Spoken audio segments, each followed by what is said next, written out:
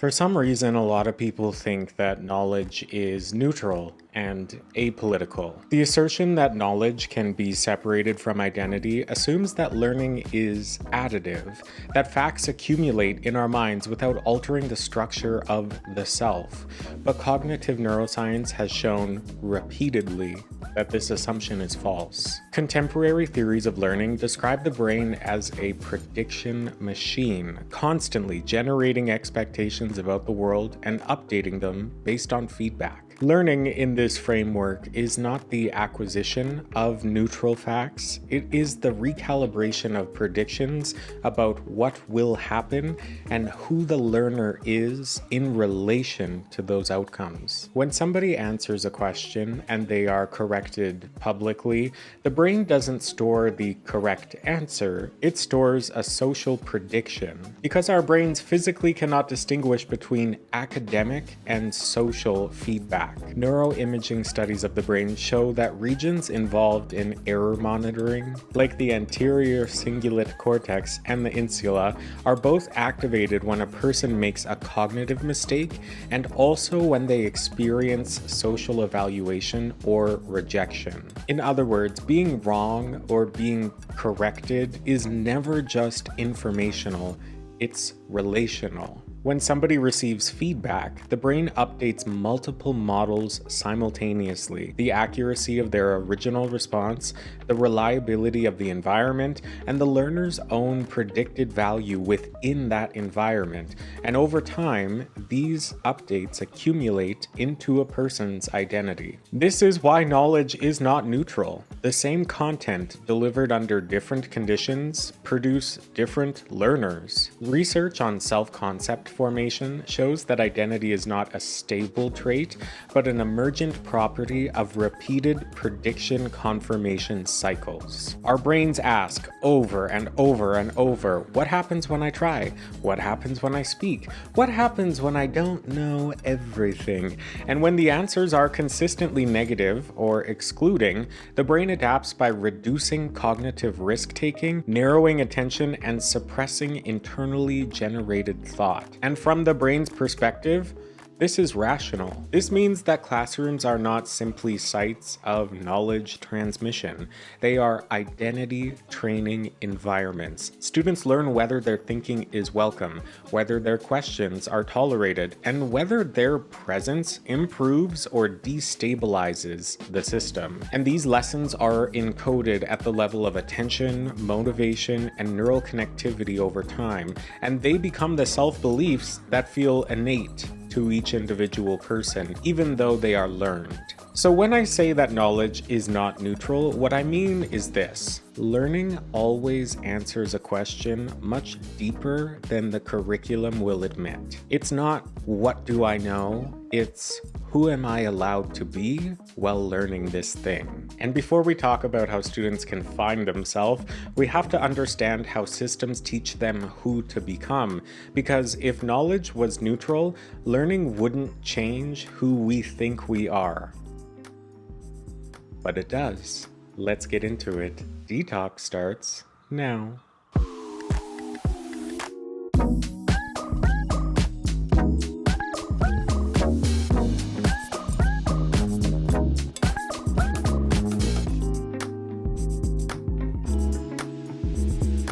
Chapter 1.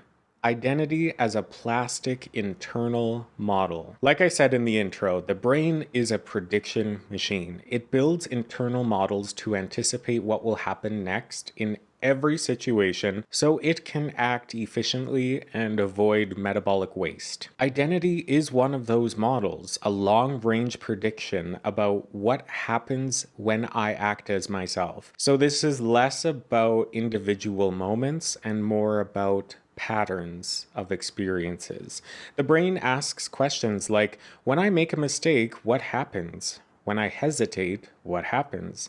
When I succeed, what changes? When I jump in a puddle, what happens? That's a really elementary example, but letting people walk through their own natural consequences in order to learn. You can't teach somebody the same lessons that you learned, unfortunately, even though a lot of parents seem bent on doing that for their kids. Anyhow, each answer updates the synaptic weight across networks involving your medial prefrontal cortex. I always point to the brain because it's right there, the hippocampus and the posterior cingulate cortex. And these are the same systems that support autobiographical memory and self-referential thought. So this means that identity is built from memory plus prediction, because our hippocampus recombines past experiences to simulate future ones. So if somebody repeatedly experiences correction as a threat, the hippocampus pre-plays that outcome before the person even speaks,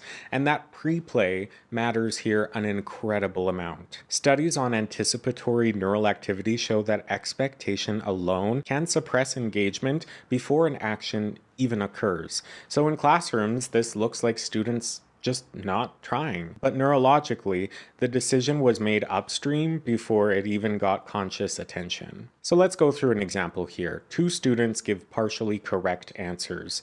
Student A hears, "Interesting.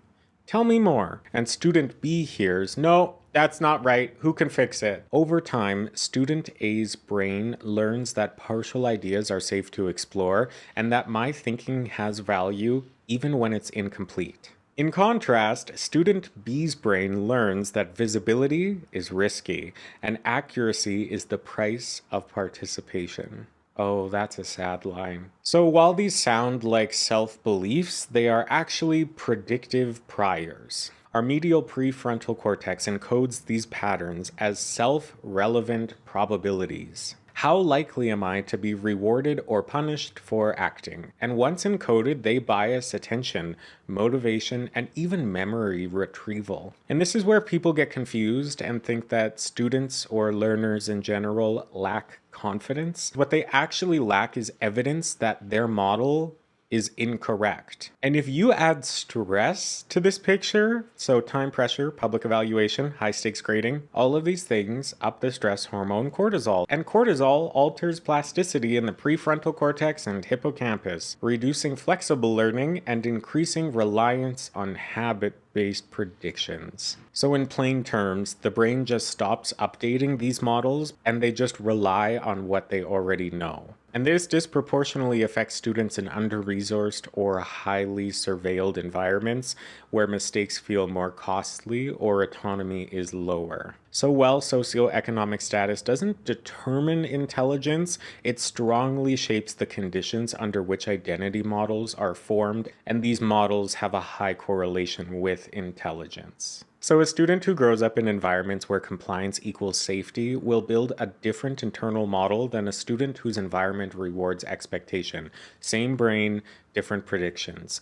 And here's the disheartening part. Once an identity model predicts low payoff, effort itself becomes irrational. This is learned helplessness at the level of selfhood. Not "I can't," but trying does not change the outcomes. This is a sidebar, but for some reason a lot of educators are misusing the term learned helplessness. I did this too before I knew what it actually meant. But learned helplessness is when our brain learns that trying does not change the outcome. Learned helplessness does not mean that mom is going to cut off the top of my yogurt tube every time, so I don't need to learn how to cut off the yogurt tube top. You can replace cutting the top of the yogurt tube off with tie my shoes, whatever it is that you want to replace in there. That's not what learned helplessness means. Learned helplessness is something that happens in your brain, not something that other people influence on you in terms of helping you.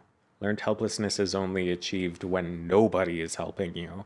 So they share similarities, but it's kind of the different sides of the same coin, but it's different. It's different, okay? Let's move on. When a student disengages, it's not that they're opting out of learning, they are minimizing the expected loss, and this reframes their behavior completely. A student who doesn't participate is not lazy. They are accurately predicting the environment they've been trained in. And this is why identity change cannot be talked into existence. Telling a student that they are capable does not override years of prediction error pointing the other way.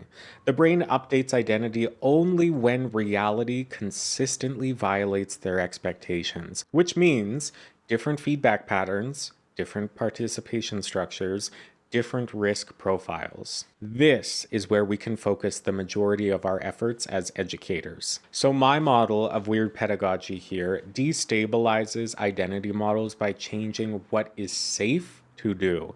When students are allowed to be unfinished, speculative, emotional, nonlinear, and are met with curiosity instead of correction, the brain registers surprise. And surprise is one of the only things that forces a model to update. To finish off this chapter, the takeaway is identity is plastic, but only when the environment defies our expectations. Chapter 2, Feedback becomes identity. So on the surface, getting feedback is informational. It can feel neutral, right? It's only about the work and it's not about the person. This, however, is not the case.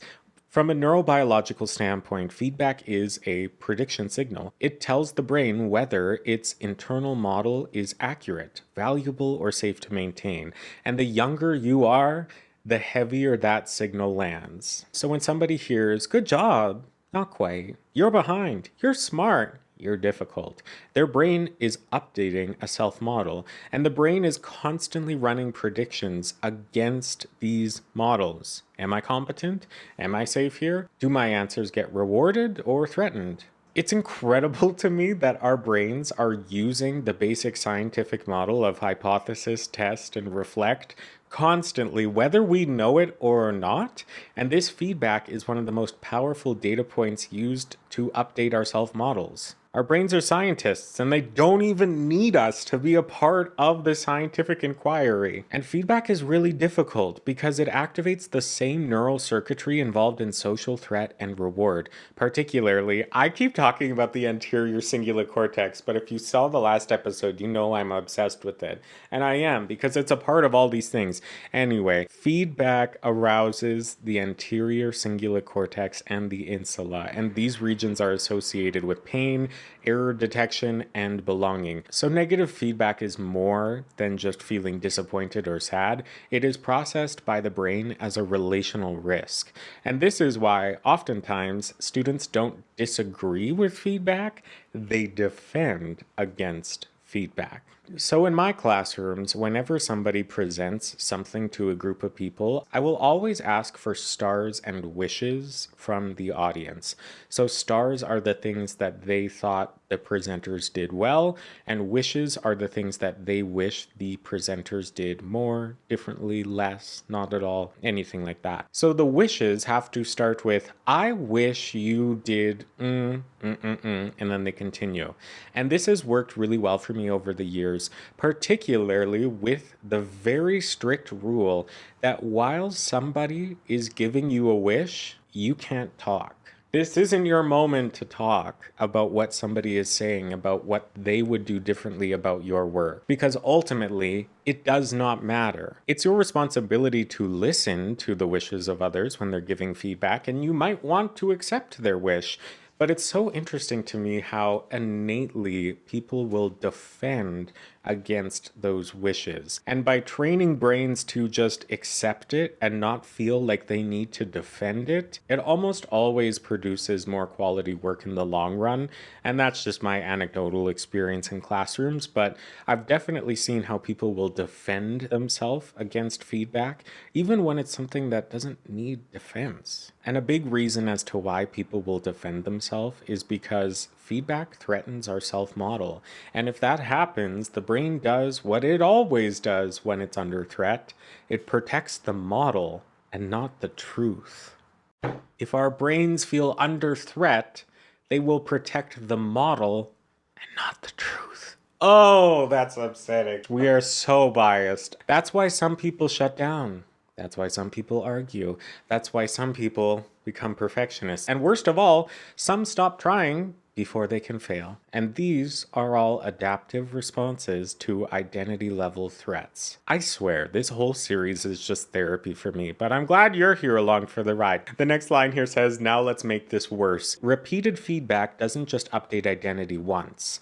It stabilizes it through a process called predictive coding. The brain weighs familiar signals more heavily than novel ones. So if a student repeatedly receives feedback that they are behind or average or too much, the brain begins to treat those labels as higher confidence predictions, where new contradictory labels get discounted. This is how people can receive praise and not believe it because their prediction about themselves is already locked in. And once these identity predictions harden, their behavior follows, which becomes self-reinforcing, and then it's just a mixing pot of nonsense. In this way, a lot of people fail because their brains predict failure and adjust their efforts accordingly. This is self-efficacy at the neural level. And it gets even worse because feedback doesn't even need to be harsh to do damage to our self-model. It just needs to be consistent and unexamined by the learner.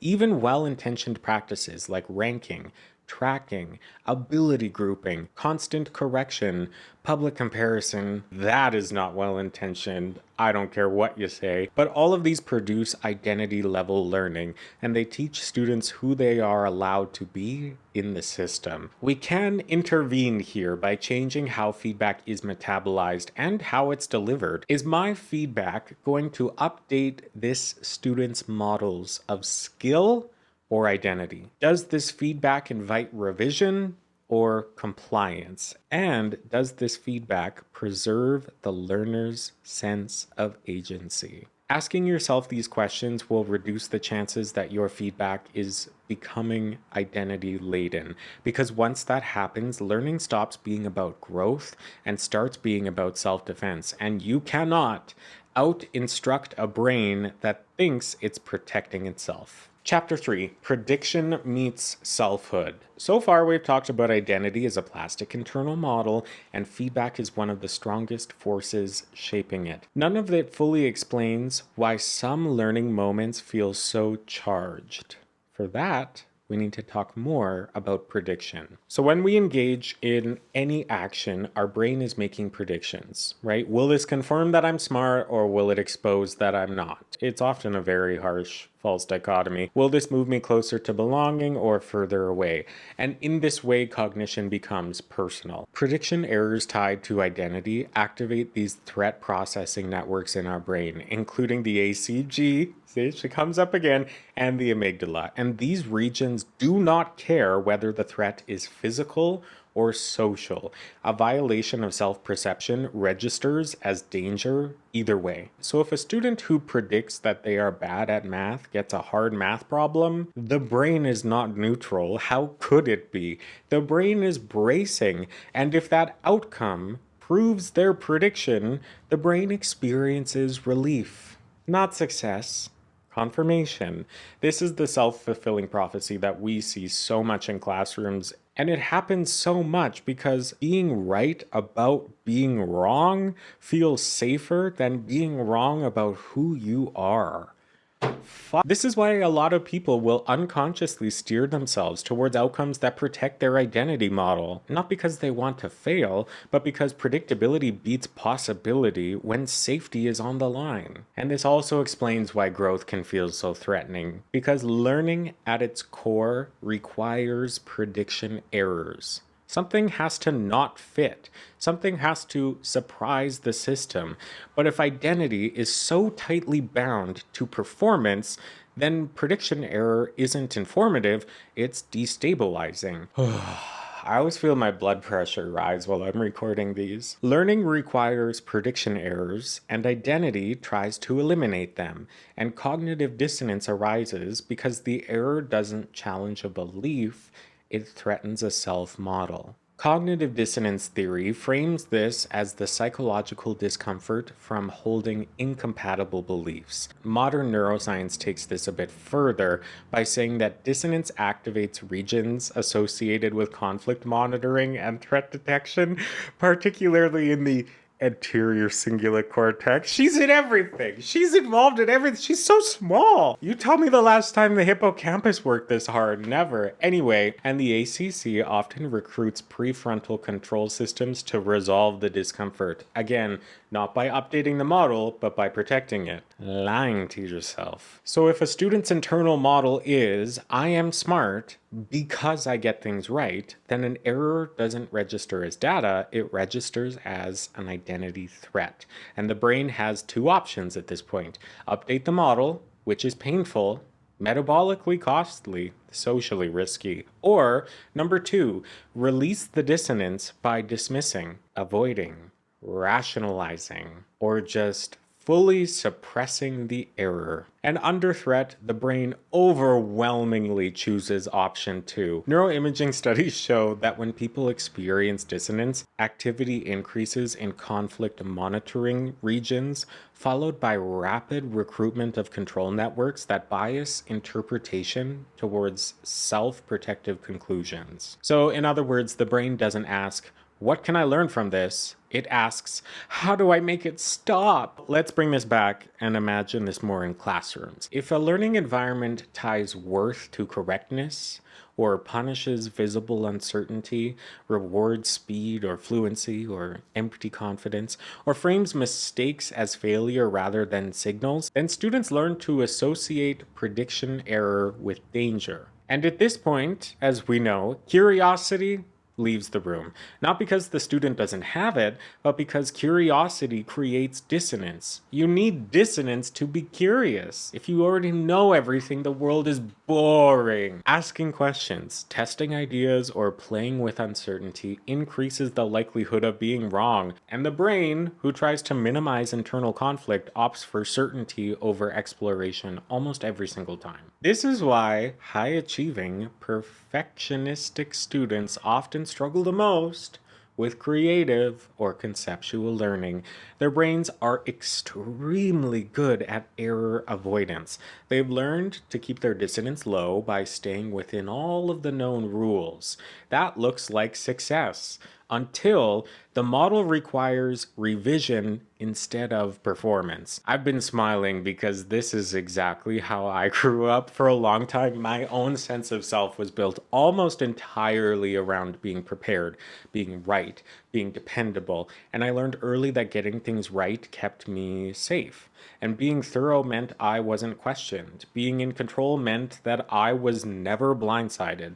So uncertainty never felt like curiosity to me. It felt like being exposed. The worst part of it all is that it worked. It worked really well in systems that reward compliance, which is almost all of them. I got praised. I got trusted. I got told I'm good at school and so responsible.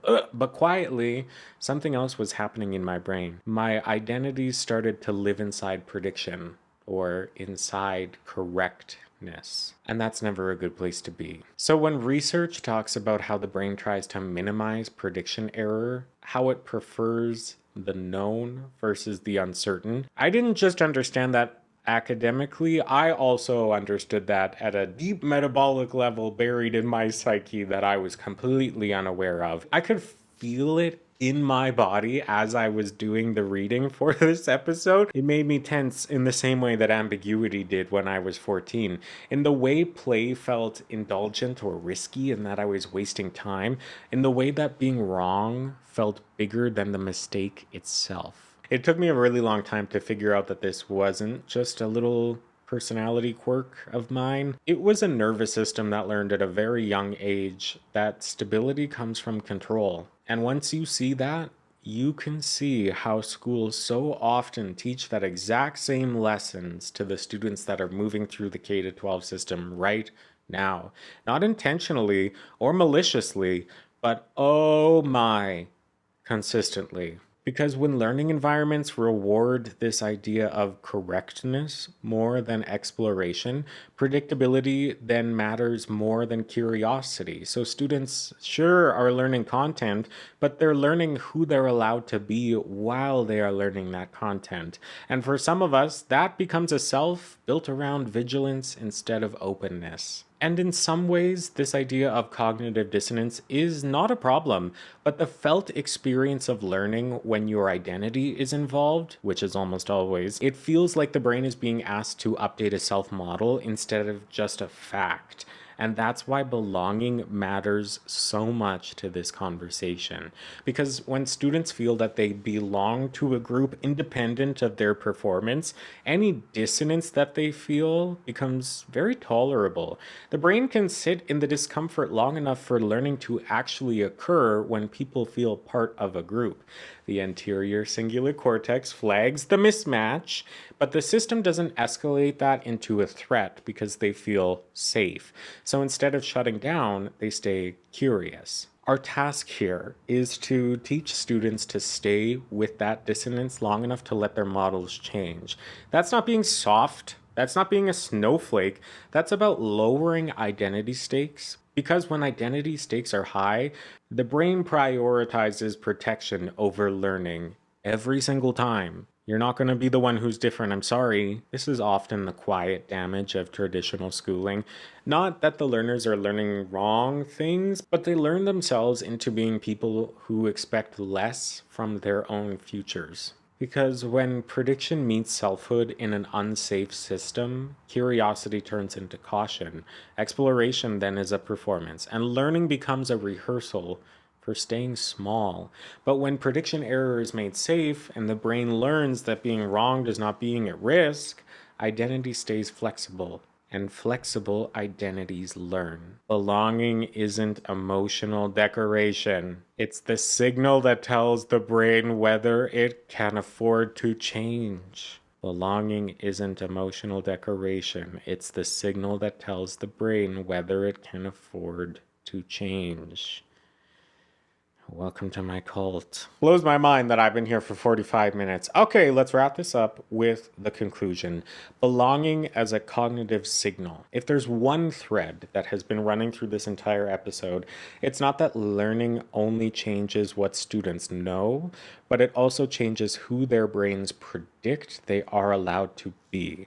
Identity isn't stored in a single region in the brain. It emerges from repeated patterns of prediction and feedback and emotional consequence. So when students are entering an environment, their brains are constantly asking the question, is it safe to be myself here? And the answer is not delivered through mission statements or bland land acknowledgements at the beginning of all of your events, or posters up on the wall that have been accumulating dust since 2004. From a predictive processing perspective, the brain is always trying to minimize uncertainty. It builds internal models of the self based on what receives cognitive and social error. If being careful, compliant, and correct keeps the system stable, then that self gets reinforced. Over time, those predictions harden because the brain is doing exactly what it has evolved to do. Belonging, then, is not a feeling we tack on after learning. It's a signal that tells the brain whether exploration is metabolically affordable. When students experience belonging, their nervous systems reduce threat responses, freeing cognitive resources for imagination and risk. But when belonging is conditional, earned through performance, learning narrows and identity constricts. This is why feedback matters so much, because the brain treats feedback as data about the self, and over time that data becomes your identity. A student who is repeatedly corrected without curiosity learns to predict themselves as wrong. A student who is only praised for accuracy learns to predict themselves as valuable only when they are accurate.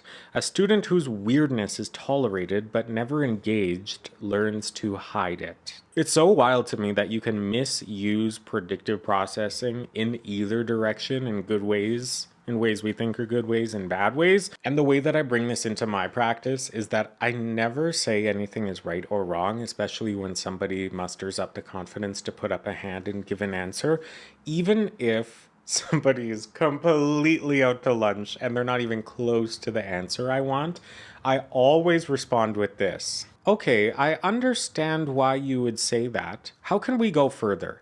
Tell me more. Most often, the person will pause and I'll say, do you want me to come back to you? And then they'll say yes because they want out of it. And then most often with other responses in the room, I'm able to connect it back to that first out to lunch answer. I'm saying out to lunch to you because we're friends here. I wouldn't say that to a student. But if you can then connect the right answer to the person who took a risk, that really reinforces what we're talking about here. Or I just continue to ask clarifying questions until we get where we want. I ask so many questions as a teacher to the point where my students point it out and kind of laugh at it sometimes because I'm just always asking questions. What's your hamster's name? Where did you get him? What did you have for lunch? May I have a bite?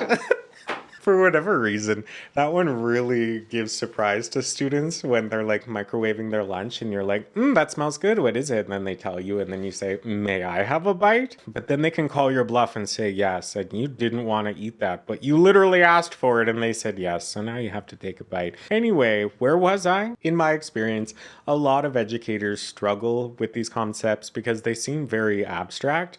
But let me assure you, none of this is abstract. These are neurobiological processes unfolding in real time, in real classrooms, shaping real lives. The hopeful part in all of this is that predictive systems are plastic. Internal models about the self can absolutely update. Brains can relearn what safety looks like. When educators design environments that separate exploration from evaluation and that reward process just as much as the product, and that treat deviation as information rather than failure, you are teaching the students how to belong in their own learning. This is the end of episode 4 of Detox in my Weird Pedagogy series. I hope you enjoyed it. Thanks for getting all the way to the end. This has been a very informative experience for me, but this podcast is my final project for my Master's of Education.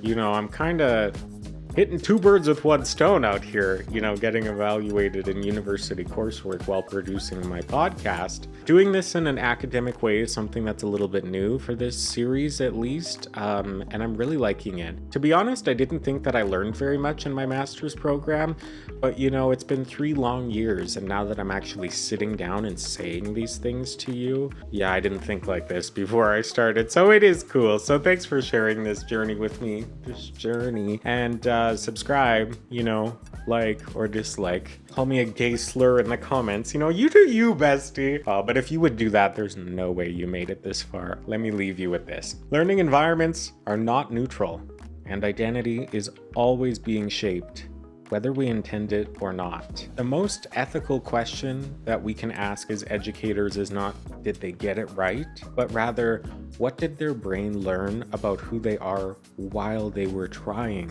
to get it right? Because students learn themselves into being. And once you see that, teaching stops becoming about delivery and starts becoming about responsibility. And in the words of our Queen of Queens, Alyssa Edwards, winning isn't everything, but wanting to is. Thanks for watching, and I'll see you in the next one. Goodbye!